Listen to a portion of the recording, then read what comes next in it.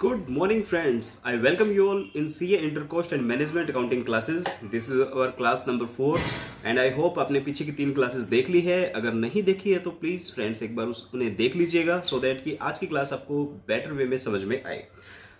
ये जो आपके स्क्रीन पे नोट्स दिख रहे हैं ये आपको मेरे टेलीग्राम चैनल पे मिल जाएंगी. मेरा टेलीग्राम चैनल मैंने स्क्रीन पे दिया हुआ है, आप एक बार प्लीज़ इसे नोट कर लीजिएगा. और मैं इसे मार्क कर देता हूँ बच्चे, दिस वन.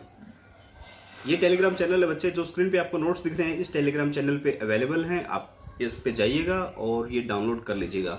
इफ़ पॉसिबल आप इनका एक प्रिंट आउट ले लीजिएगा सो दैट कि जब मैं क्वेश्चन करवाऊँ तो आप अपने मोबाइल स्क्रीन पे मतलब कभी आप PDF देख रहे हैं कभी स्क्रीन देख रहे हैं तो इसमें आपको इतना मज़ा नहीं आएगा. अगर पॉसिबल हो तो प्लीज़ इनका एक प्रिंट आउट ले लीजिएगा. 20 से 25 पेज होंगे आई थिंक ये, तो आपको क्वेश्चंस करने में बड़ी आसानी रहेगी.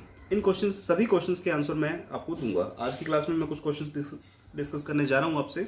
चलिए शुरू करते हैं. हाँ, मेरे पास भी बच्चे प्रिंट आउट है इनका, मैंने प्रिंट आउट ले लिया था क्योंकि मैं भी जब क्वेश्चन करूंगा तो मैं भी स्क्रीन बार बार नहीं देख सकता इस स्क्रीन को. तो आज की क्लास में बच्चे शुरू करते हैं हम क्वेश्चन 1. अभी तो आपके पास है ये. क्या कहता है क्वेश्चन 1, पढ़िएगा. आरटीपी नवंबर 2018 में क्वेश्चन आपको ये मिला है. Raunak limited is a manufacturer of monitor for PC. A monitor require 4 units of part M. The following are the details of its operation during 2008. ठीक है, अभी तक हमारे काम की क्या चीज़ है बच्चे, ये 4 यूनिट्स आए हैं.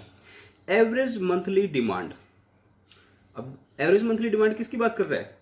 क्वेश्चन को बच्चे हमेशा ध्यान में रखिएगा. अगर आपको फिनिश्ड गुड्स के बारे में बताया है और रॉ मटेरियल की आपको हो सकता है उससे क्वांटिटी निकालनी पड़ जाए. कैसे? मान लो ये कह रहा है कि 1 finished goods is equal to 4 units of raw material. आपको इस तरह की कंडीशन बता रहा है कि आपको एक फिनिश्ड गुड के लिए 4 यूनिट्स ऑफ रॉ मटेरियल की रिक्वायरमेंट रहती है. तो अगर ये मान लो 2000 मॉनिटर्स हैं, अब इसने देखो यही किया है, a monitor require 4 units of part M. तो हमें कितने बनाने हैं बच्चे? 2000 मॉनिटर्स बनाने हैं.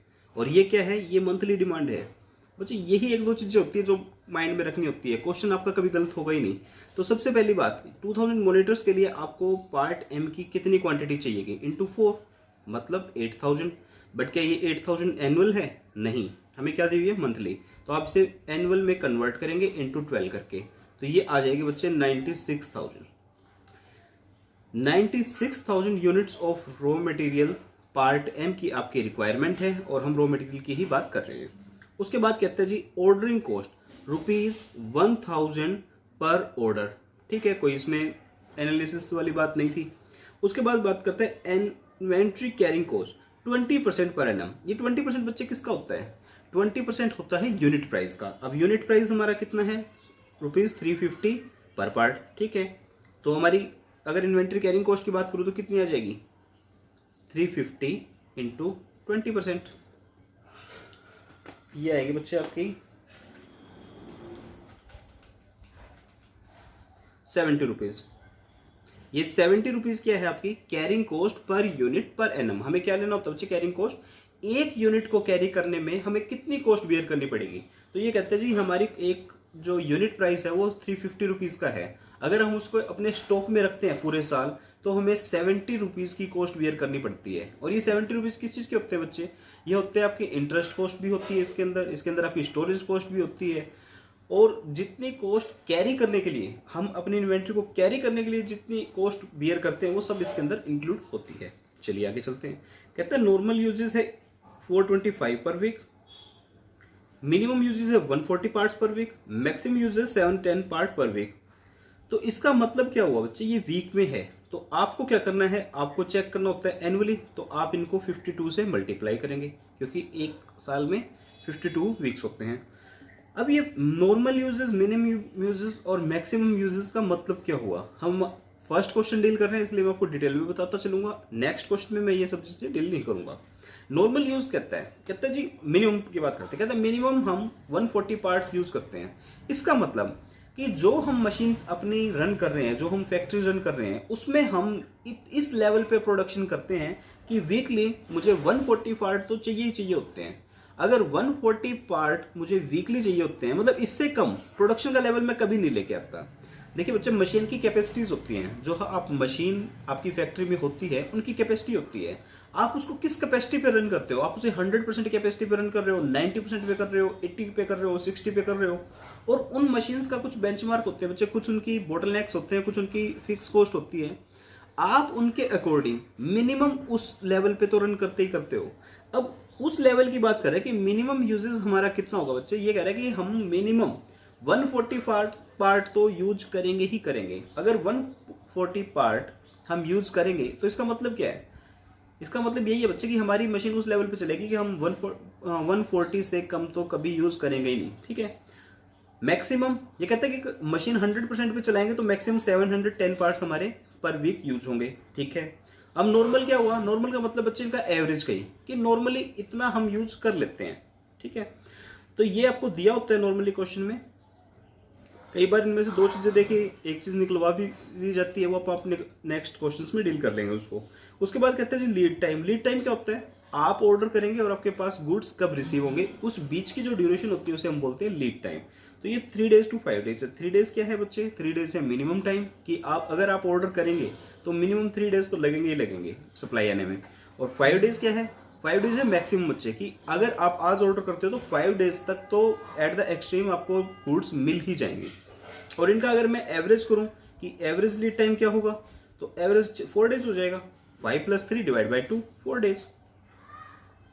इतना हमने क्वेश्चन देख लिया बच्चे। उसके बाद ये क्या कहता है? उसके बाद कहता है G compute from the above economic order quantity. उसके बाद है फुल स्टॉप। एक बार रुक जाओ, इकोनॉमिक ऑर्डर क्वांटिटी हमें कैलकुलेट करनी है। ठीक है, करो, कोई बुराई, कोई दिक्कत? हमारे पास डाटा है। अब मैं आपको इकोनॉमिक ऑर्डर क्वांटिटी कैलकुलेट करके बताता हूं।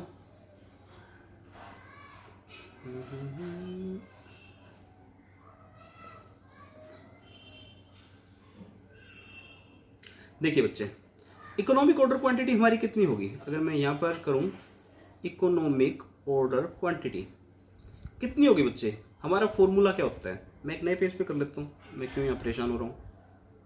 हमारे पास पेज की कमी है बच्चे। अरे पेज कहाँ गए भाई? व्यू,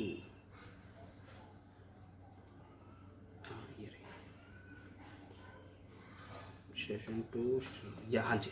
तो अब मैं इसका यूज करूंगा बच्चे। ठीक है, यहाँ रख लेता हूँ यार। इसका क्या, सबसे पहला पार्ट इसने क्या कहा बच्चे? इसने कहा कि आप इकोनॉमिक ऑर्डर क्वांटिटी यूज कीजिए। ठीक है, कोई बात नहीं, हम भी लिखेंगे एग्जाम में बच्चे। क्या मैं ईओक्यू लिख दूं? ना, ईओक्यू नहीं लिखना। आपको पता है ना आईसीआई हमसे नाराज है, तो मुश्किल क्वेश्चन देगा बच्चे और पता नहीं कहाँ नंबर काट लें हमारे। तो हम लिखेंगे इकोनॉमिक ऑर्डर क्वांटिटी। और इकोनॉमिक ऑर्डर क्वांटिटी लिख के हम बच्चे क्या बताएंगे? ये प्रेजेंटेशन बच्चे मैं अभी बता रहा हूँ, हर क्वेश्चन में देखिए इतना पॉसिबल हो नहीं पाएगा। √2 × A × O/C। ठीक है, अब आप बताओगे कि A का मतलब क्या है, O का मतलब क्या है, C का मतलब क्या है, ये आप खुद बताएंगे। ठीक है, तो अब मेरे पास क्या था बच्चे? मेरी ये बताइए, मेरी एनुअल रिक्वायरमेंट कितनी थी? एनुअल रिक्वायरमेंट थी बच्चे मेरी 96,000 यूनिट्स। मेरी ऑर्डरिंग कॉस्ट क्या थी? मेरी ऑर्डरिंग कॉस्ट थी बच्चे 1000 रुपीज़ पर ऑर्डर। और मेरी कैरिंग कॉस्ट कितनी थी? कैरिंग कॉस्ट पर यूनिट, मेरा पर यूनिट प्राइस था 350 और कैरिंग कॉस्ट थी बच्चे इसकी 20%। तो बताइए इकोनॉमिक ऑर्डर क्वांटिटी कितनी आएगी? डाटा यही था ना, चेक कर लेना यार। 2 × 96,000 × 1000, 350 × 20% 70। तो ये अंडर रूट करके आ गया बच्चे, लगभग फ्रैक्शन में आ रहा है बच्चे 1656। और फ्रैक्शन में मैं इसके आगे क्या लिख दूंगा? एप्रोक्स लिख दूंगा। एप्रोक्स लिखना है बच्चे, फ्रैक्शन में आए अगर आप उसे राउंड ऑफ कर रहे हैं तो आपको एप्रोक्स वर्ड लिखना है। ठीक है जी, आगे पढ़ते हैं क्वेश्चन को। इसी में से पढ़ लेते हैं, हमारे पार्ट में से। कहता है if the supplier is willing to supply quarterly 30,000 units of part M at a discount of 5%। किसकी बात कर रहा है बच्चे? क्वार्टरली की बात कर रहा है। और 30,000 यूनिट्स की बात कर रहा है, तो एट द रेट ऑफ 5% कहता है क्या हम इसे एक्सेप्ट कर लें? बंदा 30,000 यूनिट्स आपको एक बार में दे रहा है, आपको कितनी लेनी है? आपको लेनी है बच्चे 1656 यूनिट्स, और सप्लायर कह रहा है कि 30,000 ले लो, 5% का डिस्काउंट दे दूंगा, क्या एक्सेप्ट करें? देखो भाई हम तो चेक करेंगे, हम क्या ऐसे एक्सेप्ट कर लेंगे? नहीं, हम क्या करेंगे बच्चे, हम कहेंगे कि देखो भाई हम तो चेक करेंगे कॉस्ट कितनी आ रही है हमें। तो इसी का सेकंड पार्ट बच्चे कि कॉस्ट एट EOQ एंड कितनी यूनिट्स थी? 30,000 यूनिट्स।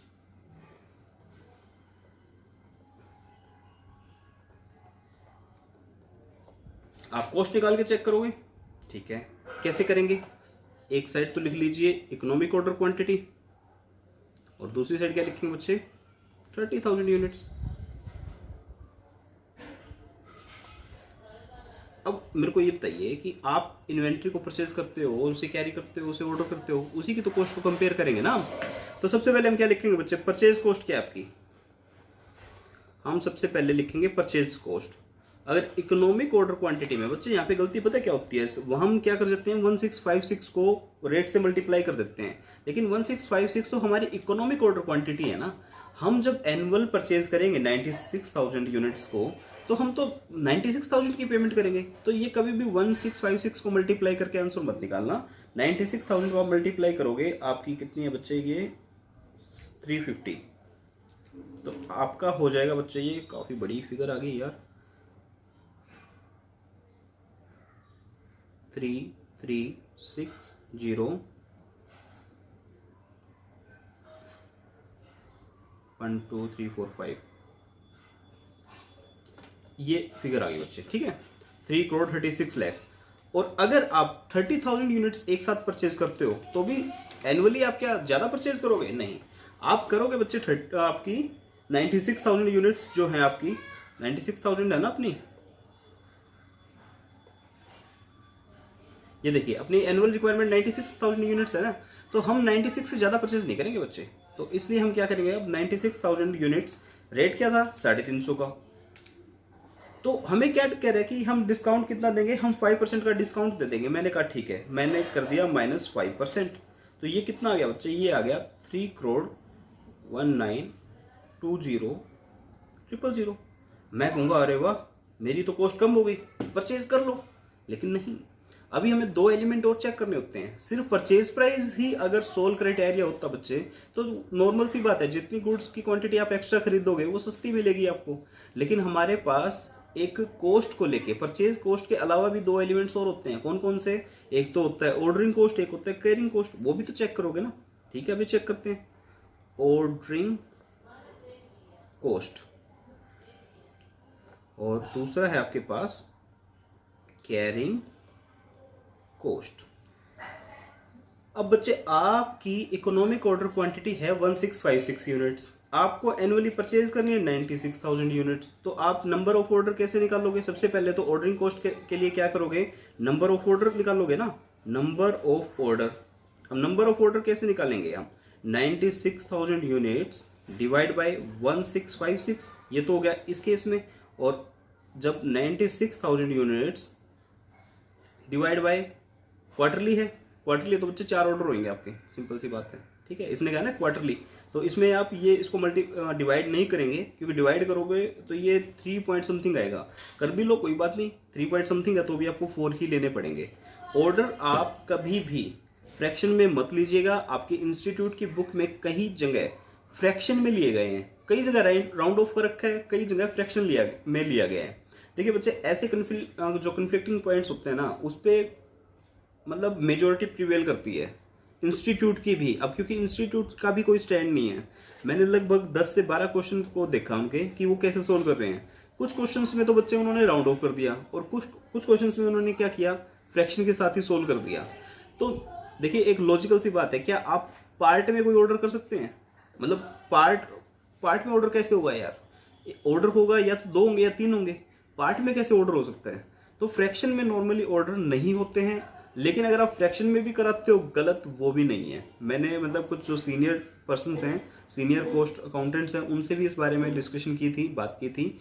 जो सीनियर टीचर्स हैं उनसे भी इस बारे में बात की थी, तो उनका भी यही है कि आप उसे राउंड ऑफ कर सकते हो। अगर फ्रैक्शन में लोगे तो भी गलत नहीं होगा आपका क्वेश्चन। तो बच्चे ये आप 30,000 करोगे तो ये कितना आएगा, 3 पॉइंट समथिंग आएगा, तो इसे भी आप 4 ही लेना पड़ेगा। तो इस केस में आपके नंबर ऑफ ऑर्डर तो 4 ही होंगे। अब यहाँ पे ऑर्डर 4 हैं और यहाँ पे कितने आएंगे बच्चे, 96,000 डिवाइड बाई 1656, ये आ गया 5797। अब 57.97, अब बच्चे या तो इसको फ्रैक्शन में लो या मैं तो लूंगा 58। फ्रैक्शन में ऑर्डर नहीं होता बच्चे, आपका ऑर्डर हमेशा क्या होगा, एक होल नंबर होगा, तो ये 58 ही लेना है आपको। बाकी आपकी मर्जी, आप जैसे लेना चाहें। उसके बाद क्या करना है, आपकी ऑर्डरिंग कॉस्ट है बच्चे 1000 यूनिट्स पर, 1000 रुपीज़ पर ऑर्डर। तो ये ऑर्डरिंग कॉस्ट कितनी हो जाएगी, 58,000, और यहाँ पे आपकी कितनी आ जाएगी, 4000। आप तो झूमने लगोगे, आप कहोगे यार पहले इतनी परचेज कॉस्ट होती थी, 58,000 की ऑर्डरिंग कॉस्ट होती थी, देखो परचेज कॉस्ट भी कम होगी, ऑर्डरिंग कॉस्ट भी कम होगी, मैं तो माल परचेज कर रहा हूँ जी डिस्काउंट पे। मैंने कहा रुको बच्चे, रुको बंधु, कैरिंग कॉस्ट भी चेक कर लो एक बार। कैरिंग कॉस्ट क्या होती है, कैरिंग कॉस्ट होती है जी आपकी पर यूनिट पर एनम। ठीक है, आप इकोनॉमिक ऑर्डर क्वांटिटी कितनी परचेज कर रहे हो, 1656। एवरेज के अगर मैं एवरेज कर दूं तो डिवाइड बाय 2 कर दूंगा। इसका मतलब क्या हुआ, हम जितनी क्वांटिटी परचेज कर रहे हैं उसका ऑन एन एवरेज हाफ हमारे पास स्टॉक में रहता है, तो हाफ रहता है तो हाफ की कैरिंग कॉस्ट मुझे बियर करनी पड़ेगी।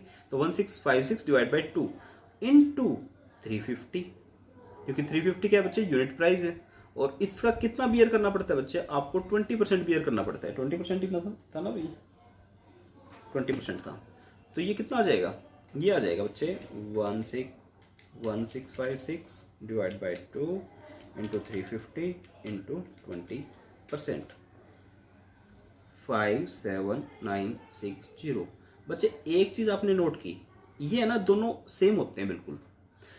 इकोनॉमिक ऑर्डर क्वांटिटी पे आपके ऑर्डरिंग कॉस्ट और कैरिंग कॉस्ट सेम होती है, लेकिन इस केस में सेम क्यों नहीं आ रही, एक 40 रुपीज़ का डिफरेंस क्यों आ रहा है, क्योंकि हमने फ्रैक्शन नहीं लिया बच्चे, इसको राउंड ऑफ कर दिया, इसलिए एक हल्का सा डिफरेंस आ रहा है। इतना चल जाएगा, कोई इशू नहीं इसमें। अब बच्चे इसकी कैरिंग कॉस्ट चेक करो, इसकी कैरिंग कॉस्ट कितनी होगी, मैं एक बार में कितनी यूनिट्स मंगवा रहा हूँ, एक बार में मैं यूनिट्स मंगवा रहा हूँ बच्चे 30,000, तो इसका मतलब ऑन एन एवरेज हमारे पास 15,000 यूनिट्स इन स्टॉक रहेगी, इनटू 350 इंटू 350।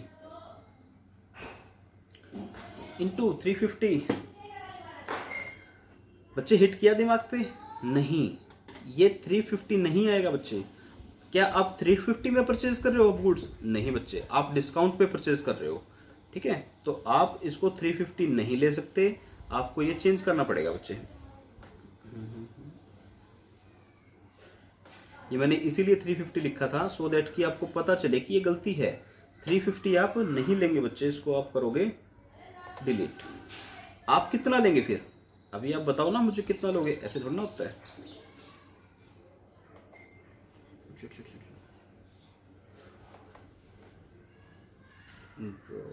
अरे भाई क्या हुआ,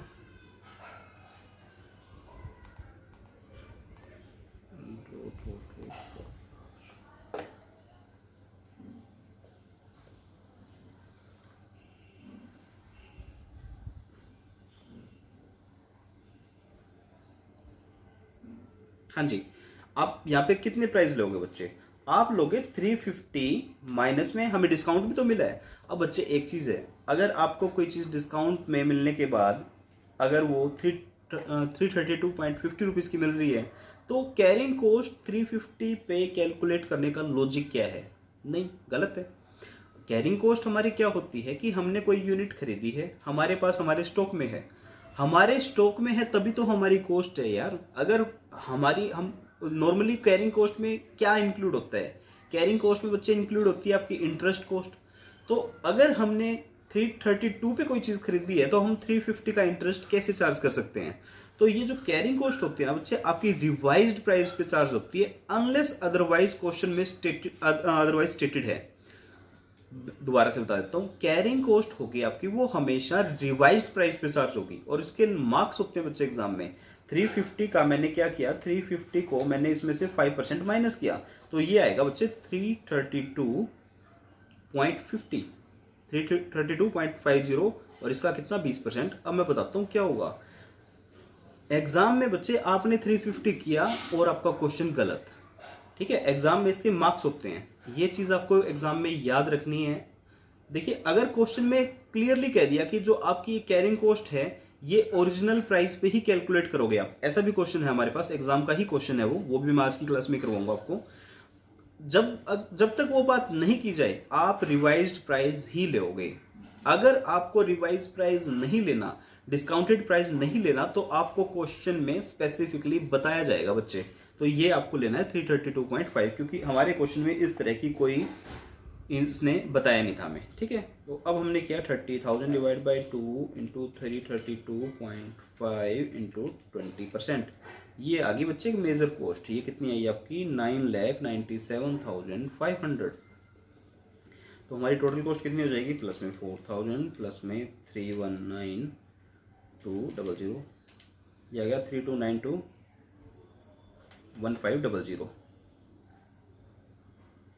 जैसे यहाँ बच्चे 30,000 divide by 2 into 350 into 20% minus में 5%, 99, प्लस में 4 ऑर्डर हैं आपके 4,000 प्लस में 3,19,200, ये आएगा बच्चे 3292,1500, और इसका टोटल क्या आएगा बच्चे 336,000 प्लस में 58,000 प्लस में 57,960, 337,5960। अच्छा अगर मैं इसको फ्रैक्शन में ले लेता तो कितना आपका क्वेश्चन में कितना डिफरेंस आता, हल्का सा डिफरेंस आता बच्चे, वो भी बता देता हूँ, ठीक है, कहीं आपको और कोई इसका आंसर मिले तो कैसे मिलेगा वो मैं बता देता हूँ। 96,000 डिवाइड बाई 30,000 इंटू 1,000,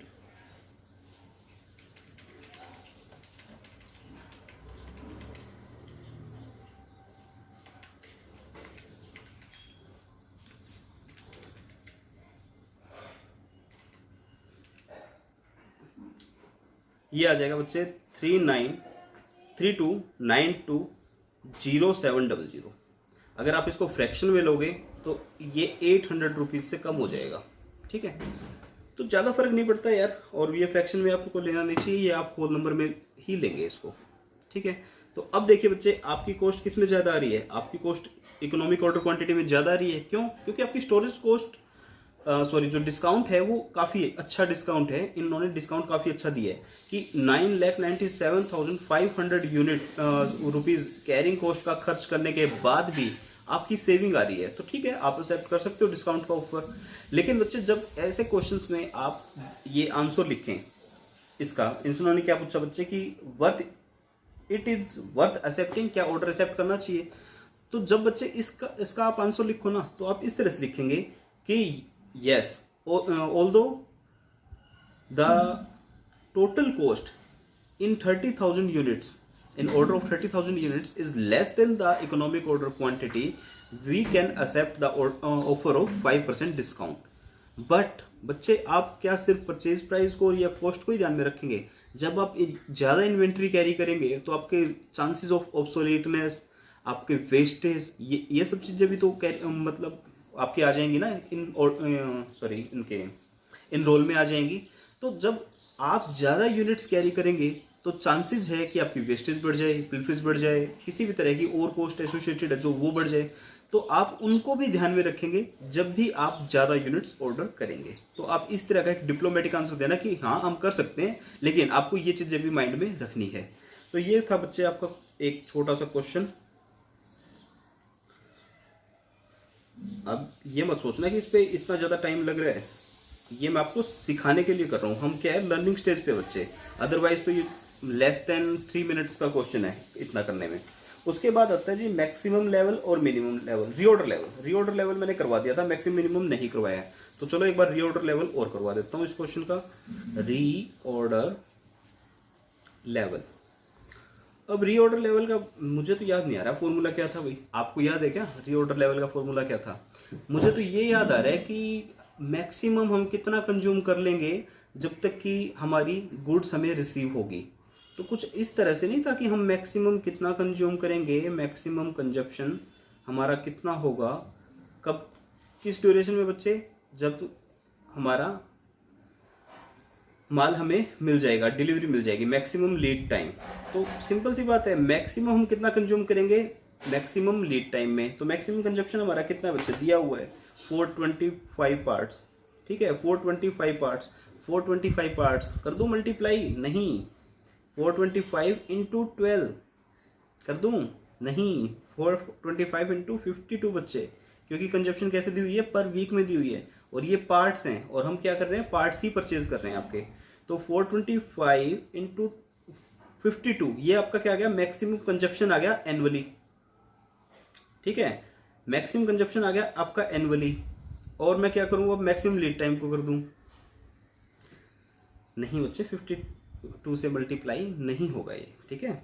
ये मैंने जस्ट आपको एक बार थोड़ा सा बताने के लिए किया, ये 52 से मल्टीप्लाई नहीं होगा। 52 से मल्टीप्लाई क्यों होगा? अगर 52 से आप मल्टीप्लाई करके देखो एक बार क्या आएगा, 452 इंटू 52, ये क्या आ गया बच्चे 23504, कुछ गंदी सी फिगर आ गई है आपकी, ठीक है। तो ये क्या है, ये आपकी पर वीक की कंजप्शन है, ठीक है।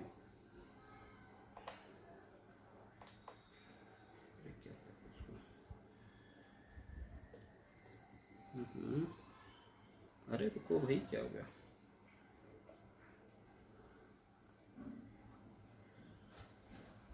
अरे अरे अरे क्या हो रहा है, क्या हो रहा है?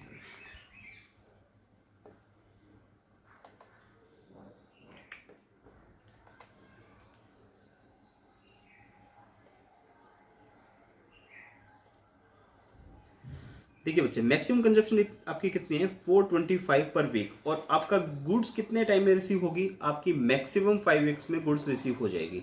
तो आपकी मैक्सिमम कंजप्शन यही होगी ना बच्चे। आपको क्या चाहिए, आपको उस ड्यूरेशन की कंजप्शन चाहिए जिस ड्यूरेशन में आपकी गुड्स आपको रिसीव होगी। तो आपकी गुड्स आपको कितने टाइम में रिसीव होगी, 5 वीक्स में। आप 5 वीक्स में कितना कंज्यूम कर लेंगे पर वीक? पर वीक आप 425, अरे ये तो नॉर्मल था भैया, ये नॉर्मल है, ये गलत कर रहा हूँ मैं, ये नॉर्मल था बच्चे, 425 नहीं था। मैं दोबारा कर देता हूँ आपके लिए। हमारी मैक्सिमम कंजप्शन है बच्चे 710 पार्ट्स, 710 पार्ट्स हमारी मैक्सिमम कंजप्शन है। और मैक्सिमम लीड टाइम कितना है बच्चे, मैक्सिमम लीड टाइम है हमारा 5 वीक्स। तो ये कितना हो जाएगा 710 इंटू 5, 3550 यूनिट्स। अब 3550 यूनिट्स हमें क्या बता रहा है बच्चे, हमें बता रहा है कि जब आपका स्टॉक 3550 यूनिट्स रह जाए तब आप ऑर्डर कर दीजिएगा। इस लेवल पे जब अगर आप ऑर्डर करेंगे तो आपका स्टॉक आउट नहीं होगा, ठीक है। तो ये बातें हम कल काफी डिटेल में डिस्कस कर चुके हैं। आज हम अपने आगे के फॉर्मूलाज डिस्कस करते हैं बच्चे। आई होप आपको समझ में आ गया होगा ये, ठीक है। तो चलिए आज का अब हम आगे डिस्कस करते हैं।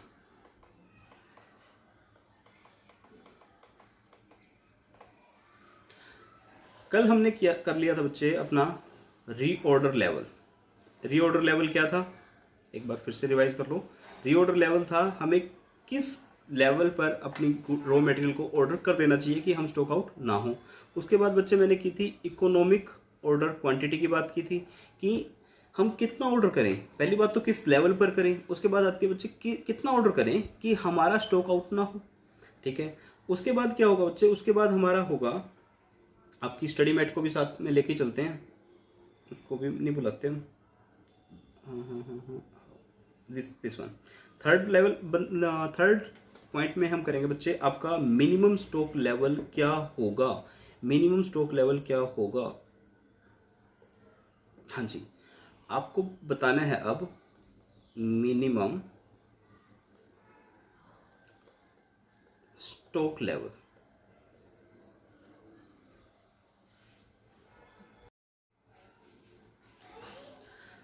मिनिमम स्टॉक लेवल क्या होगा बच्चे, मिनिमम स्टॉक लेवल को हम डिस्कस करेंगे अभी। तो मिनिमम स्टॉक लेवल को इस तरह से हम सर्टेन करें। देखिए बच्चे, हमने इस तरह की एक टाइम लाइन बनाई थी छोटी सी, ये लाइन सीधी नहीं आती यार, मेरा हाथ ऐसे ऐसे ऐसे से आता है। तो ये आपका क्या है, ये है आपका मैक्सिमम लेवल, ये है आपका जीरो लेवल, ये है आपका reorder level. Minimum level zero level तो नहीं होगा, जीरो तो नहीं कह सकते, क्योंकि देखो जीरो हो गया वो तो स्टॉक आउट हो गया, जीरो तो नहीं कहेंगे हम। मैं कहूँगा कि जो हमारा मिनिमम लेवल होगा वो कहीं ना कहीं इस रीऑर्डर लेवल और जीरो के बीच में होगा। ठीक है, हो सकता है जीरो भी हो जाए भाई, इन एक्सट्रीम सिचुएशन हम अगर मान के चलें तो क्या पता जीरो भी हो जाए, लेकिन हम ये कहेंगे कि ये कहीं ना कहीं जो मिनिमम लेवल होगा वो रीऑर्डर लेवल और जीरो के बीच में होगा। मैं ऐसा क्यों बोल रहा हूँ कि वो इसके बीच में ही होगा, रीऑर्डर लेवल के ऊपर क्यों नहीं होगा।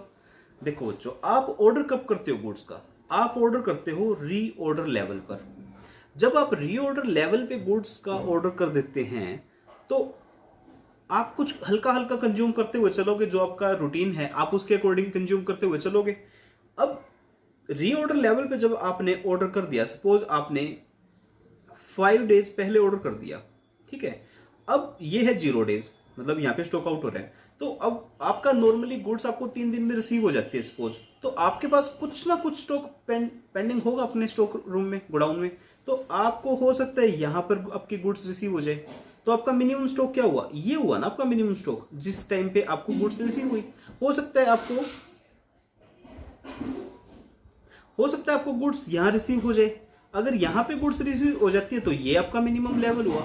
तो कहीं ना कहीं बच्चे आपका रीऑर्डर लेवल और जीरो के बीच में आपका मिनिमम स्टॉक लाई करेगा। ये मिनिमम स्टॉक होगा आपका जो रीऑर्डर लेवल और जीरो के बीच में कहीं ना कहीं होगा। मैं वैसे ही लिख देता हूं कि हमने, अब ये तो पता चल गया कि रीऑर्डर लेवल से कम होगा मिनिमम स्टॉक, कितना कम होगा, वैसे लिख लेते हैं कि रीऑर्डर लेवल है मेरा कोई, रीऑर्डर लेवल, मैंने कहा जी मेरा कोई रीऑर्डर लेवल है, ठीक है, रीऑर्डर लेवल माइनस, अब मैं इसमें से कितना कंज्यूम कर लूंगा, मैं कितना खा जाऊंगा। मैंने कल आपको एग्जांपल दिया था, आप बच्चे हॉस्टल में रहते हो, अब आप हॉस्टल में रहते हो तो आप कहते हो कि मेरे पास जब 2000 रुपीज मेरी पॉकेट में रह जाएंगे तब मैं पापा को कॉल कर दूंगा कि पापा और पैसे भेज दो, ठीक है। तो आपका रीऑर्डर लेवल क्या था बच्चे, आपका रीऑर्डर लेवल था 2000, आपके पास 2000 जैसी अमाउंट आपकी जेब में बची, आपने ऑर्डर कर दिया। मैंने बताया था कि पापा जेब हाथ में लेके नहीं बैठे, ना पापा को नेट बैंकिंग आती, तो पापा क्या करते बच्चे, पापा तो बैंक में जाएंगे और जाके आपको पैसा ट्रांसफर करेंगे। उस प्रोसेस में उनको हो सकता है 2 डेज का टाइम लग जाए।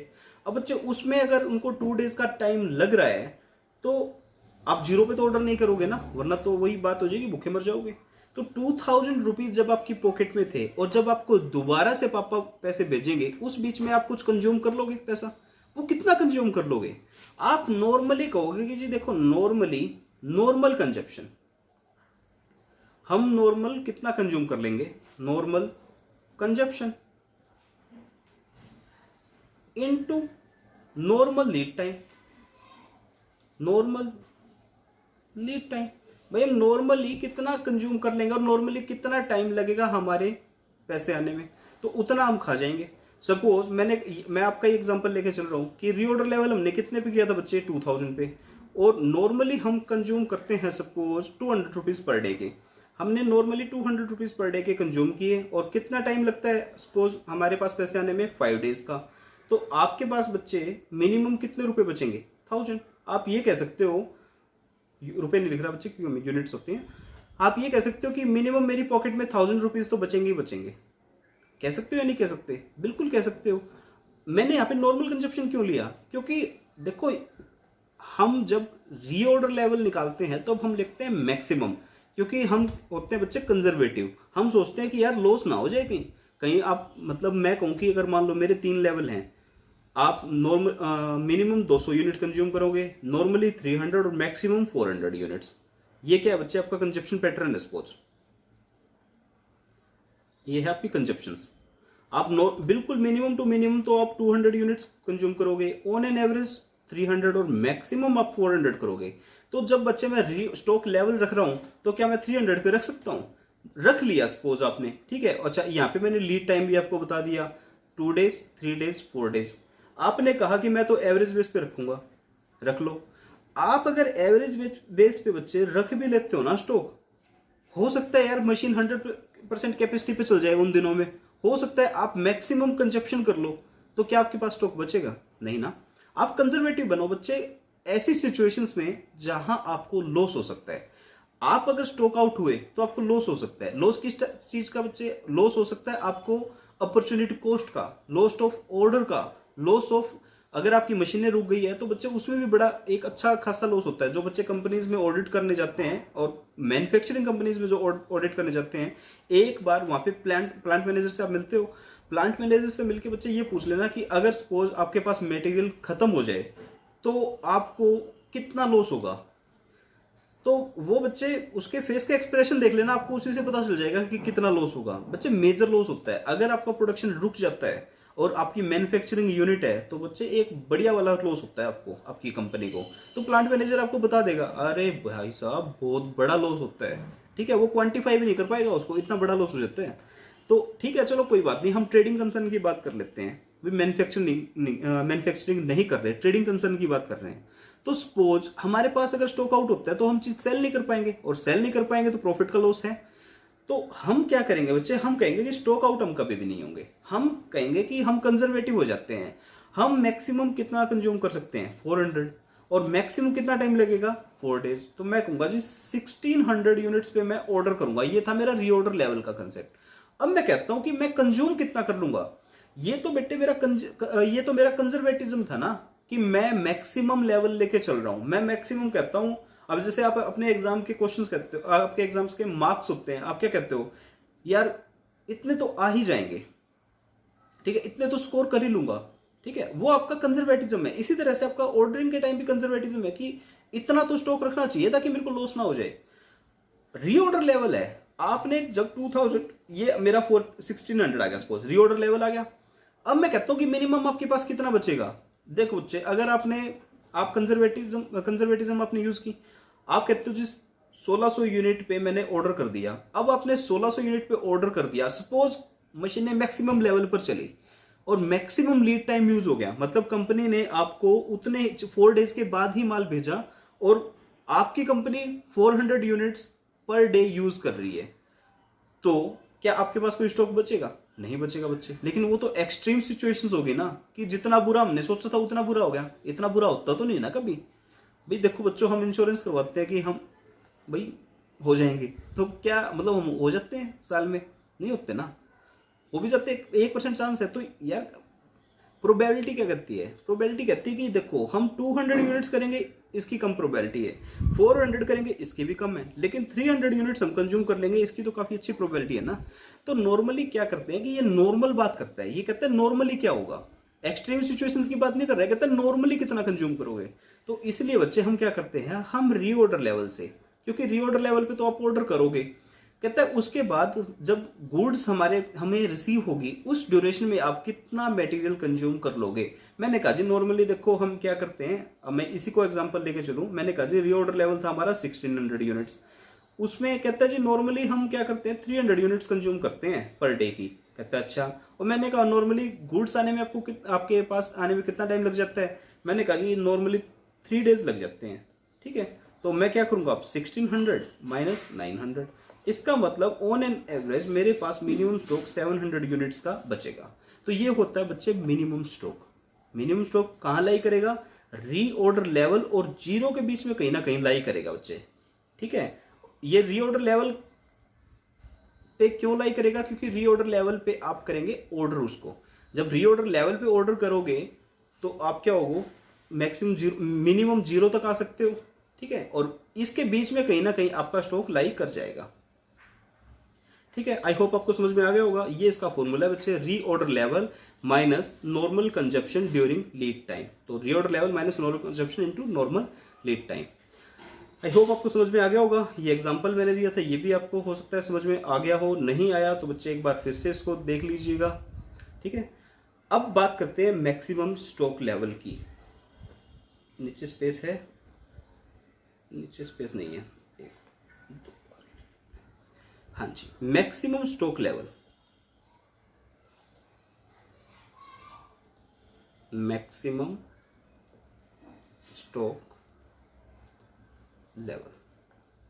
बस आज का थ्योरेटिकल है बच्चे, कल से तो प्रैक्टिकल क्वेश्चन हो जाएंगे। और कल मैं थोड़ी सी स्पीड से क्वेश्चन करवाऊंगा आपको। आज जो क्वेश्चन करवाया था उसमें मैंने 30 मिनट्स इसीलिए लिए क्योंकि मैं एक एक चीज उसमें समझा रहा था। कल मैं क्या करूंगा बच्चे, आपको फटाफट से क्वेश्चन रीड करवाऊंगा, इंपॉर्टेंट कैलकुलेशंस आपको वहीं करवाऊंगा और आपकी मतलब जल्दी से नंबर ऑफ क्वेश्चन हम ज्यादा कवर करेंगे कल की क्लास में। मैक्सिमम स्टॉक लेवल क्या होता है बच्चे, ये बताइए। अब मैं एक लाइन लगाता हूं इस तरह से, ठीक है। मैंने कहा ये तो 0 और ये मैक्सिमम है। ये मैक्सिमम कितना हो सकता है हमारे पास और कितना होता है और कितना होना चाहिए, कैसे डिसाइड करते हैं और कैसे हम इसको कैलकुलेट कर सकते हैं, कोई आइडिया। ये हमारा होता है कहीं ना कहीं मिनिमम लेवल, ये होता है हमारा रीऑर्डर लेवल, ठीक है, और ये होता है हमारा मैक्सिमम लेवल अभी तक जो हमने पढ़ा, ठीक है। सोचिए थोड़ा सा, मैक्सिमम आपके पास स्टॉक कितना हो सकता है। एक माइंड में आ सकता है कि जितनी क्वांटिटी ऑर्डर करोगे वही तो होगा हमारा मैक्सिमम स्टॉक, ठीक है। तो मैंने कहा ओके, आपने कहा मैं जितनी क्वांटिटी ऑर्डर करूंगा वो मेरा मैक्सिमम स्टॉक हो सकता है। तो जितनी क्वांटिटी मैं ऑर्डर करता हूं उसको क्या बोलते हैं, री ऑर्डर क्वांटिटी। री ऑर्डर क्वांटिटी। एक देसी एग्जांपल ले लो बच्चे, वही आपके हॉस्टल वाला। आपके पापा आपको कितने रुपए सेंड करते हैं, 10,000। तो ये आपकी क्या है, री ऑर्डर क्वांटिटी। जब खुद से लिंक हो ना बच्चे तो कंसेप्ट ज्यादा समझ में आता है, ठीक है। आप लोग मोस्टली हॉस्टल पीजी में रहे हुए हो, ठीक है, या फिर कॉलेज के हॉस्टल में रहे हो, तो आपको इन चीजों का थोड़ा सा ज्यादा लिंक हो सकता है। रीऑर्डर क्वांटिटी कितनी है बच्चे, आपकी 10,000 रुपीज है। मैं रुपीज में लेके चल रहा हूँ आपके लिए, ठीक है। रुपीज में होता नहीं है, यूनिट्स में होता है ये, तो आपके लिए तो रुपीज ही यूनिट्स हैं। आप कहते हो जी आप पापा अपने को पर मंथ या फिर जब भी 10,000 यूनिट्स 10,000 रुपीज सेंड करते हैं। अच्छा, आप कब ऑर्डर करते हो इसको, जब आपकी जेब में कितने रह जाते हैं, 2,000 रुपीज। तो ये 2,000 क्या है आपका री ऑर्डर लेवल, ठीक है।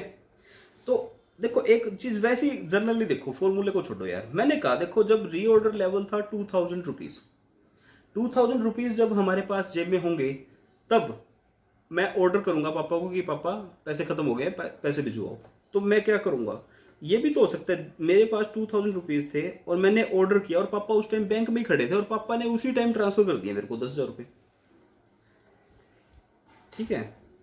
भाई मैंने फोन किया, पापा बैंक में ही थे, उन्होंने 10,000 रुपीज उसी टाइम ट्रांसफर कर दिए, तो मेरे पास 12,000 हो गए, 12,000 रुपीज हो गए। लेकिन ये तो बच्चे बहुत ही एक्सेप्शनल सिचुएशन होगी। पापा को भी पता है, आप मतलब अपने बच्चों का सभी को पता होता है। पापा भी सोचते हैं यार अभी आज उसने फोन किया तो उसके पास कुछ तो होगा, ऐसी बात नहीं है, तो 2 दिन बाद ही करेंगे ट्रांसफर, ठीक है। तो पापा इमीडिएटली ट्रांसफर नहीं करते। तो इसी तरह से बच्चे कंपनी में क्या होता है, आप ऑर्डर करते हो, गाड़ी कंपनी के सामने थोड़ी ना खड़ी होती है, आने में थोड़ा सा टाइम तो लगेगा ना यार। तो हम क्या कहते हैं, देखिए हम जिस पॉइंट ऑफ टाइम पे ऑर्डर करेंगे वो क्या होता है, उसको बोलते हैं री ऑर्डर लेवल, ठीक है। मैंने कहा जी री ऑर्डर लेवल। री ऑर्डर लेवल हमारे केस में क्या था बच्चे, 2,000 रुपीज या यूनिट्स। 2,000 यूनिट्स से हमने रीऑर्डर किया और कितना ऑर्डर किया बच्चे, हमने रीऑर्डर क्वांटिटी ऑर्डर की। तो ये आपका मैक्सिमम हो सकता था अगर गुड्स आपकी इमीडिएटली आपके पास आ जाए, लेकिन गुड्स इमीडिएटली तो नहीं आती और आप क्या निकाल रहे हो, मैक्सिमम स्टॉक निकाल रहे हो। तो मैक्सिमम स्टॉक वैसे तो ये हो सकता था, लेकिन गुड्स यार कोई ऐसा नहीं हो सकता। ये एक्सेप्शनल सिचुएशन होती है कि हम ऑर्डर करें और अगले ही मिनट अगले ही पल हमारे पास गुड्स रिसीव हो जाएं।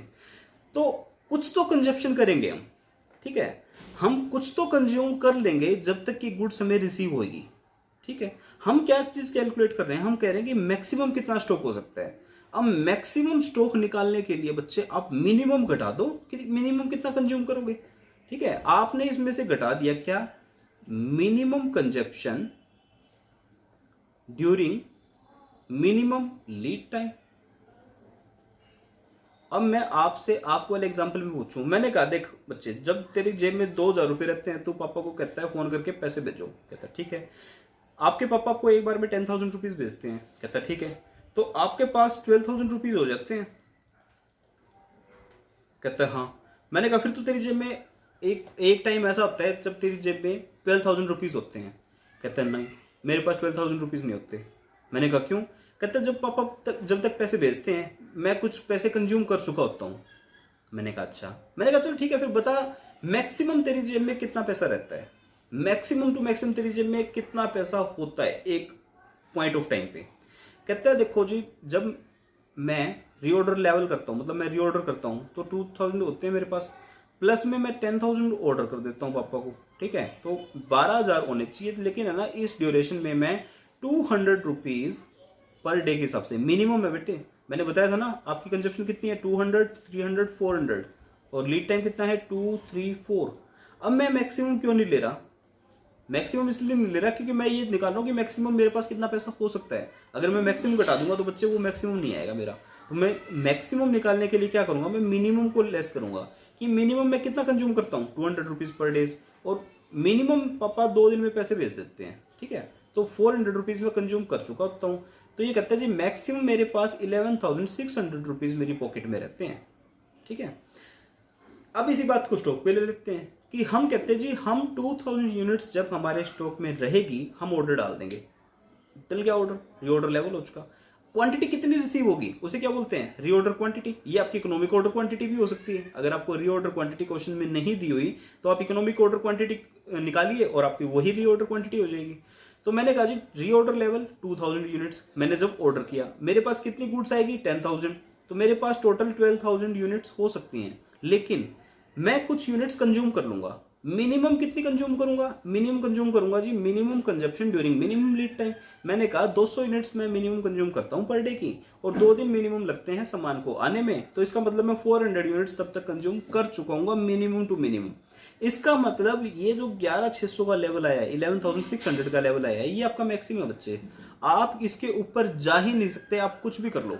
अब आप कोई भी एक्सट्रीम सिचुएशन लो और मुझे बताओ, इसकी कोई भी परमोटेशन कॉम्बिनेशन बनाओ आप, और मुझे बताओ कि आप 11,600 यूनिट से ऊपर का लेवल कोई अचीव कर सको स्टॉक में, तो मुझे बताना। अगर आपको मिल जाए तो बच्चे मेरे को कमेंट करके जरूर बताना कि सर देखो हमने 11,600 से ऊपर का लेवल ले लिया है, ठीक है। डाटा ये लेना बच्चे, कभी आप इसको 10,000 को 12,000 लेके कर लो, ठीक है, तो ये कभी भी नहीं आएगा। तो मैक्सिमम लेवल का मीनिंग क्या होता है बच्चे कि मैक्सिमम टू मैक्सिमम आपके पास कितना स्टॉक होगा, हो सकता है और होना चाहिए, ठीक है।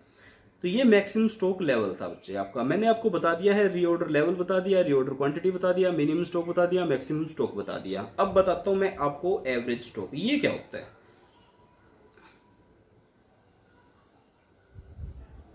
बहुत बहुत बहुत आसान है बच्चे। एवरेज स्टॉक क्या होता है? एवरेज स्टॉक होता है बच्चे minimum stock plus maximum stock divide by 2। देखा कितना मुश्किल फॉर्मूला है, आपको तो याद ही नहीं होगा। आई गारंटी आपको कम से कम 100 टाइम्स रिवाइज करना पड़ेगा इस फॉर्मूले को। एक और भी फॉर्मूला होता है बच्चे, minimum stock plus half of री ऑर्डर क्वांटिटी। अब ये रीऑर्डर क्वांटिटी बच्चे इकोनॉमिक ऑर्डर क्वांटिटी ही होती है, तो इसको कई बार इकोनॉमिक ऑर्डर क्वांटिटी भी लिख देते हैं। तो मिनिमम स्टॉक और प्लस में half of economic order quantity, ये भी आपका एवरेज स्टॉक होता है। इसमें कुछ एनालिसिस है नहीं है, तो इसलिए आप इसको याद कर सकते हो। मिनिमम स्टॉक क्या था, मैक्सिमम क्या था, रीऑर्डर लेवल क्या था, रीऑर्डर क्वांटिटी क्या था, ये चीज़ें मोस्ट इंपॉर्टेंट थी। मैंने आपको कम से कम 15-15, 20-20 मिनट लगा के ये चीज़ें बताई है, तो आई होप आपको समझ में आ गई होगी। एक बार अपनी बुक देख लें इंस्टीट्यूट का SN। मिनिमम स्टॉक हमने कर लिया बच्चे, रीऑर्डर लेवल माइनस में एवरेज। एवरेज किस लिए लेते हैं कि नॉर्मली हम कितना कंज्यूम कर जाते हैं। उसके बाद हमने की थी मैक्सिमम रीऑर्डर लेवल प्लस में reorder quantity minus minimum consumption during minimum reorder period, इसको लीड टाइम भी कह देते हैं, ये भी हमने कर लिया। उसके बाद था एवरेज इन्वेंट्री। एवरेज इन्वेंट्री क्या, मिनिमम प्लस में हाफ ऑफ रीऑर्डर क्वांटिटी या minimum plus maximum divide by 2, ये भी हमने कर लिया बच्चे, ठीक है। अच्छा, एक आता है डेंजर लेवल। डेंजर लेवल आपको यही बता देता हूँ, ज़्यादा मुश्किल कोई इसमें है नहीं। डेंजर लेवल क्या कहता है बच्चे, कहते हैं जी इसमें it is the level at which normal issue of raw material inventory are stopped and emergency issue are only made. Danger level आ गया, मतलब आपके पास स्टॉक काफी कम हो गया है, तो आप क्या करते हो, आप नॉर्मल जो इशू करते हो इन्वेंट्री को वो आप इशू नहीं करेंगे, आप ओनली इमरजेंसी इशू ही करेंगे। तो डेंजर लेवल एक वो स्टॉक आउट लेवल की पोजीशन आ जाती है बच्चे, किसी कारण से आप गुड्स नहीं परचेज कर पाए, आपको मिला ही नहीं गुड्स, कई बार ऐसे भी हो जाता है कि रॉ मटेरियल आपको मिलता ही नहीं है किन्हीं कारणों से। तो डेंजर लेवल आपका वो लेवल है जिसपे आप, ये एक बात इंपॉर्टेंट थी इसमें, normal issue of raw material inventory are stop, normal issue आप स्टॉप कर देते हो, आप नॉर्मल जो इशू होता है, नॉर्मली जितना इशू करते हो रॉ मटेरियल उतना आप इशू नहीं करेंगे।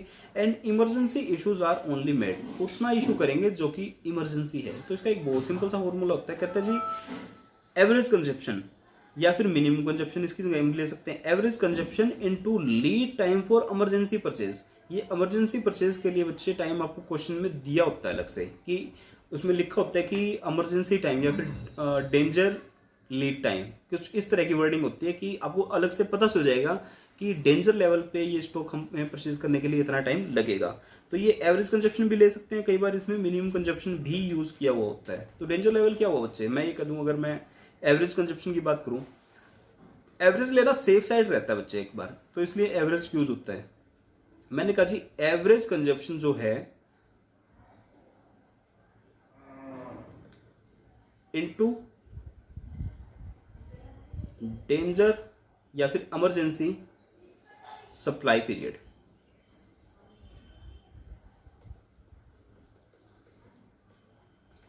आप अपने एग्जांपल पे लो यार, आपका एग्जांपल बेस्ट है।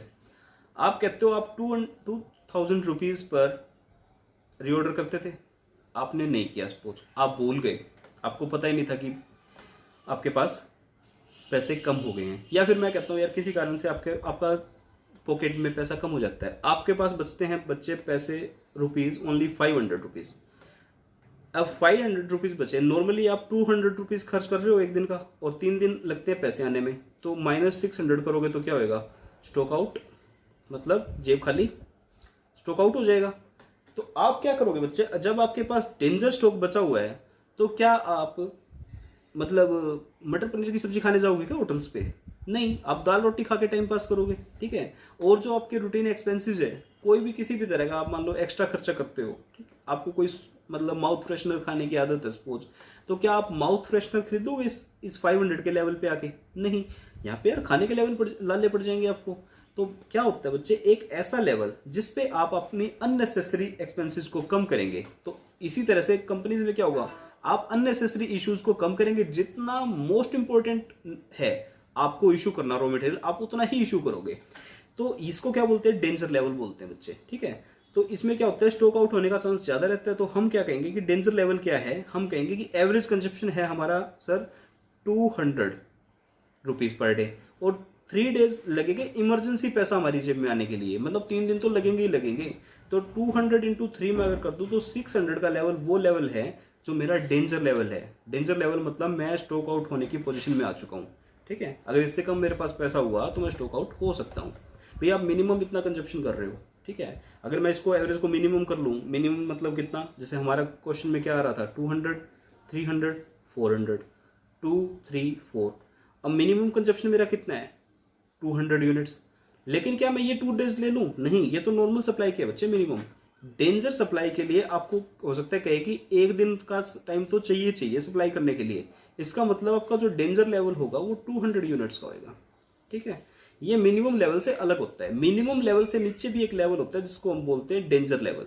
तो डेंजर लेवल पे आपका स्टॉक आउट होने के चांसेस बढ़ जाते हैं। 1-2 क्वेश्चन होते हैं बच्चे एग्जाम में, कभी कभी मतलब रेयर चांसेस पे क्वेश्चन पूछा जाता है, कभी कभी पूछ भी लिया जाता है, और पूछ लिया जाता है तो इतना मुश्किल नहीं होता कि आप अटेम्प्ट ना कर पाओ, सिंपल सा ही होता है बिल्कुल। एक होता है बच्चे बफर स्टॉक। बफर स्टॉक होता है थोड़ी सी एक्स्ट्रा क्वांटिटी रखना, सो दैट कि आपका भी स्टॉक आउट ना हो। Some quantity of stock may be kept for contingency to be used in case of sudden order, या फिर such stock is known as buffer stock. मतलब आप सडन ऑर्डर के लिए कोई क्वांटिटी अपनी एक्स्ट्रा रख लेते हो तो उसको बोलते हैं बफर स्टॉक। इसके ऊपर क्वेश्चन नॉर्मली मैंने तो अभी तक कोई देखा नहीं, कोई मिलेगा तो मैं जरूर बताऊंगा आपको, बस पता होना चाहिए बफर स्टॉक क्या है आपको, ठीक है। एक ये चार्ट दिया हुआ है कि ये आपका है मैक्सिमम लेवल। मैक्सिमम लेवल से आप क्या करते हो बच्चे, कंज्यूम करना शुरू करते हो, आते हो इस पॉइंट पे आके आप क्या कर देते हो, दोबारा से रीऑर्डर कर देते हो। उसके बाद क्या होता है, आप कुछ कंजप्शन करते हो, यहाँ पे आके क्या होता है, दोबारा से सप्लाई आती है, दोबारा से सप्लाई आती है तो आप फिर से ऊपर चले जाते हो। इस तरह से चीज साइकिल चलता रहता है, ठीक है। तो ये क्या होता है, ये आपका स्टॉक कंट्रोल चार्ट है, तो अभी इसके बारे में कुछ नहीं। टाइम कितना हो गया बच्चे? 55 मिनट्स। चलो इसके क्वेश्चन कल डील करूंगा यार मैं, ठीक है। इसके क्वेश्चंस आपको मैं कल करवाऊंगा। हमारी 1 घंटे की क्लास कंप्लीट हो चुकी है आज की, तो नेक्स्ट क्लास में रिकॉर्ड कर देता हूँ इसमें इसके जो क्वेश्चंस हैं। सो thank you very much friends. आज के कंसेप्ट्स और कल के जो फॉर्मूलेस थे आप अच्छे से रिवाइज कीजिएगा। नेक्स्ट क्लास आपको देखने का फायदा तभी होगा बच्चे जब आप उन फॉर्मूलाज को अच्छे से रिवाइज करके उन्हें समझ के आएंगे, क्योंकि मैं नेक्स्ट क्लास में आपसे ओनली क्वेश्चंस डील करूंगा। अब मोस्टली हम क्वेश्चंस ही डील करेंगे बच्चे, कम से कम हमारे 20 to 30 क्वेश्चंस हैं ऐसे जो डील करने वाले हैं, और जो कुछ एडिशनल पॉइंट्स होंगे वो मैं आपसे क्वेश्चन में ही डील करता हुआ चलूंगा। अब आगे आप उन्हें कहीं मतलब जो भी मैं एडिशनल पॉइंट बताऊं आप उन्हें अपनी बुक में कॉपी में कहीं भी नोट कर लीजिएगा for your future reference and revision. So thank you very much friends, bye bye, take care, मिलते हैं नेक्स्ट क्लास में।